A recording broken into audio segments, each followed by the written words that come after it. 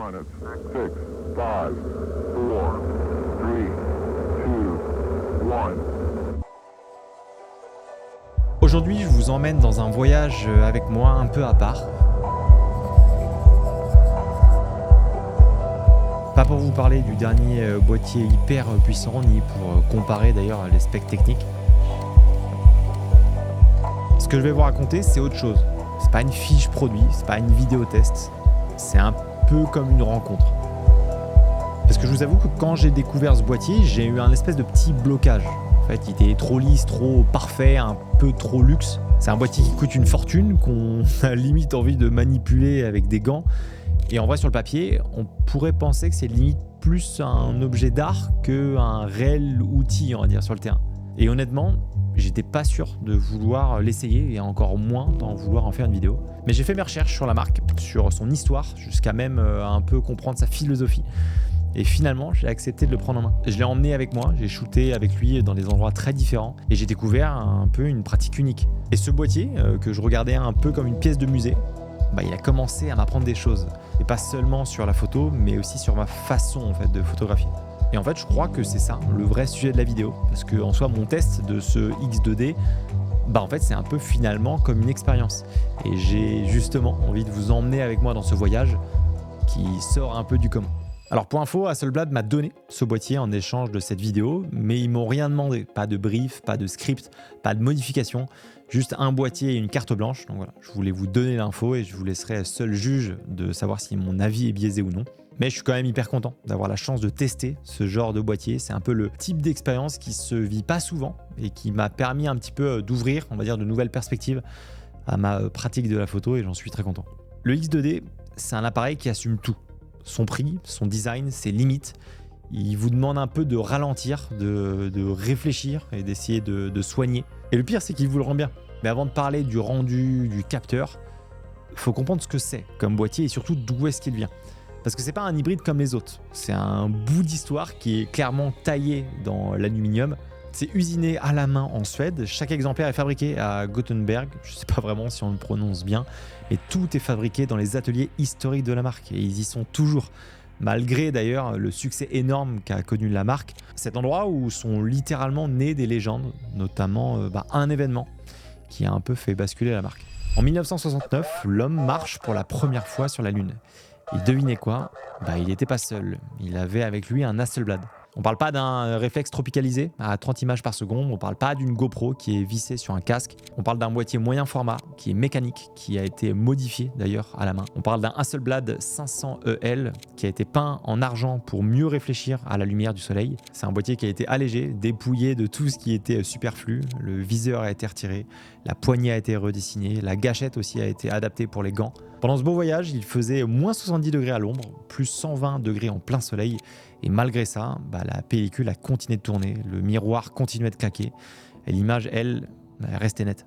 C'est ce boîtier-là qui a capturé la première empreinte humaine dans la poussière lunaire, le drapeau américain planté dans le sol et ce regard aussi de Buzz Aldrin. C'est en fait un appareil qui fait partie de l'histoire. Et c'est fou parce qu'aujourd'hui, la logique, elle n'a pas changé. Hasselblad conçoit toujours des boîtiers comme s'ils devaient un peu survivre au temps. Mais revenons un peu à nos usines en Suède. Ici, on fabrique encore à petite échelle. Pas d'usine géante, pas de production massive. C'est une équipe qui est réduite, qui est ultra qualifiée et qui bosse sur quelques dizaines d'appareils à la fois. Chaque X2D a été testé individuellement avant d'être expédié. Il n'y a pas de compromis, ni sur les finitions, ni sur les matériaux. Le boîtier est taillé dans un bloc d'aluminium. Tout est précis. C'est lourd, mais pile ce qu'il faut. L'assemblage, il est parfait. Et ça, dès qu'on l'allume, on comprend en fait l'intention. Le menu est minimaliste, il y a très peu d'options, pas de sous-menu qui s'enchaînent, pas de réglages cachés, pas de boutons partout. L'expérience est épurée, elle est fluide et ça change d'ailleurs beaucoup de choses. En fait, on passe moins de temps à chercher un réglage, on se concentre sur ce qu'on voit, sur ce qu'on ressent. Et c'est pas juste une question d'interface, c'est un choix de philosophie. Le X2D, c'est un appareil qui court pas après la performance brute, il ne filme pas, il ne rafale pas.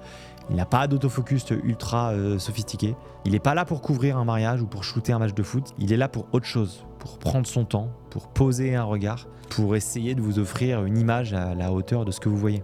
Parce que oui, l'image, on y vient. Le capteur, c'est un moyen format, donc bien plus gros que du plein format. Il fait 100 mégapixels. On va le voir un peu après. Mais déjà, ce capteur-là, il a été développé avec Sony, mais il a quand même été calibré en interne par Hasselblad. Et c'est là que ça devient intéressant, parce que au-delà de la résolution, ce capteur sort des fichiers en 16 bits. Pas 12, pas 14, 16. Et en fait, ce que ça change, c'est une profondeur qui est bien plus importante. On a une transition qui est beaucoup plus douce dans les couleurs, on a des dégradés subtils et des nuances qu'on pourrait perdre, on va dire, avec un capteur classique. Les ombres tiennent bien mieux, les hautes lumières sont aussi un peu plus préservées. Même une photo sous-exposée, on garde la matière et quand on pousse les curseurs, ça ne casse pas. 100 mégapixels, en vrai, au début, je trouvais ça un peu démesuré. En fait, on se demande vraiment si c'est utile ou si c'est un peu marketing, hein. Mais en pratique, c'est quand même pas mal. Alors déjà pour le recadrage, avec une seule image, vous pouvez recomposer quasiment plusieurs photos. On peut avoir un plan serré, on peut recadrer aussi comme si on avait changé de focale, et tout ça en gardant une qualité d'image incroyable.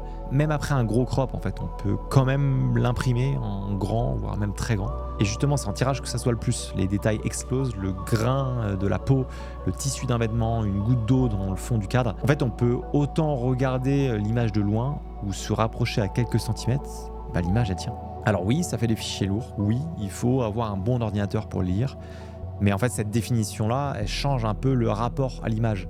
On compose, on va dire, un peu plus librement, on shoot en pensant justement à ce que ça pourrait rendre au tirage et pas uniquement à l'écran. Mais la vraie claque que personnellement j'ai prise, c'est avec les couleurs. C'est le rendu que propose Hasselblad, justement avec une science des couleurs qui leur est assez propre. C'est pas des couleurs tape à l'œil, c'est pas des couleurs hyper punchy qu'on peut poster sur Instagram. C'est des couleurs qui ressemblent à ce que vous avez vu, mais en mieux. C'est un peu plus doux, c'est un peu plus riche, un poil plus juste peut-être. Et il y a surtout une fidélité, je trouve, moi, dans les teintes de peau. En fait, c'est assez subtil. C'est peut-être des teintes un peu intermédiaires, mais en vrai, ça se voit, quoi. Il y a quelque chose dans les teintes de peau qui est très joli à voir. Et en fait, directement en sortie de boîtier, les JPEG sont déjà assez beaux, mais les RAW sont honnêtement incroyables. Et à la différence de ce que je peux avoir avec d'autres boîtiers, là j'ai très peu de retouches à faire. J'en ai quasi, il y a plein de plans que j'ai pas retouché, quoi. Simplement parce que le RAW sorti du boîtier, je le trouvais déjà magnifique. On a aussi de la stabilisation et elle est plutôt bonne. On a 5 axes pour 5 stops, ce qui est quand même assez rare sur un capteur de cette taille-là en moyen format. Et ça nous permet de shooter à la main avec un obturateur assez faible, hein. On peut monter quand même à 1/10 de seconde, voire de temps en temps à 1 seconde sans trop avoir de soucis. Et les objectifs sont du même standard. C'est usiné au micron près, testé un par un. C'est pas juste des optiques qui ont un très bon piqué, c'est des optiques qui respectent en fait la cohérence du rendu. Le bokeh est extrêmement doux, c'est jamais agressif. Et la transition entre le flou et le net, c'est assez fluide en fait. C'est pas dur, quoi. C'est pas abrupt. En fait, l'image, elle est pas juste détaillée, elle est aussi agréable à regarder. Et même si c'est subjectif, pour moi, c'est là où justement ça devient une vraie expérience. Le gros avantage de ce boîtier-là aussi, c'est le stockage en interne. On a 1 Tera, ce qui est quand même énorme. Et ça, c'est hyper pratique parce que du coup, on n'a plus besoin de mettre une carte SD. Donc, fini les oublis de carte SD quand on part en tournage qui sont arrivés quelques fois. Là, on a juste à enregistrer directement sur le boîtier. On peut brancher par USB-C le boîtier à l'ordinateur et les débits sont hyper fluides, donc ça reste quand même rapide. Alors, vous pouvez quand même utiliser une carte de type B, CF Express, mais moi, j'avoue que personnellement, je l'ai utilisé uniquement en stockage interne. Mais là où j'ai pris quand même une des plus grosses claques, c'est l'écran. Alors, déjà, il est tactile, il est lumineux, il est inclinable. Ça, c'est classique, on va dire, beaucoup de boîtiers le font. Mais déjà, en termes de taille, c'est un iPad. Il est énorme et ça, c'est hyper agréable. Même en plein soleil, on voit, donc la luminosité, elle est vraiment bonne. Et je me suis rendu compte que j'avais pas trop besoin d'aller dans l'œillère qui est déjà hyper agréable à regarder dedans. Mais je me suis beaucoup plus shooté avec l'écran, simplement parce qu'il est tellement grand, en fait, je vois tout, quoi. Je dois être honnête, là où qui fait vraiment la différence, c'est le tactile. Ça répond extrêmement vite. En fait, on a l'impression un peu d'avoir un téléphone entre les mains. Et ça, c'est une expérience qu'on n'a pas du tout l'habitude d'avoir avec un boîtier classique. Et quand tu testes ce boîtier et que tu repasses à un autre boîtier de n'importe quelle autre marque, tu as l'impression d'avoir un Huawei dans les mains tellement que c'est pas rapide, quoi. Là, ça me permet de zoomer dans mon image, de vérifier les angles, ça me permet de swiper en quelques secondes, de me balader dans le menu. C'est une vraie expérience, en fait, de naviguer dans le menu et de naviguer parmi les photos. Et ça, ils le font extrêmement bien. En fait, on sent que tout est pensé pour éviter de casser le rythme, pour qu'on puisse quasiment se concentrer seulement en fait sur l'image qu'on fait. Alors après, je vous dis ça, mais c'est pas un boîtier parfait. Il y a quand même des limites qui sont assumées d'ailleurs par la marque, mais qui sont quand même importantes à savoir. Déjà, c'est un boîtier qui filme pas. C'est un boîtier qui fait pas de vidéo. Il fait que de la photo. On peut même pas faire de vidéo à 1080p.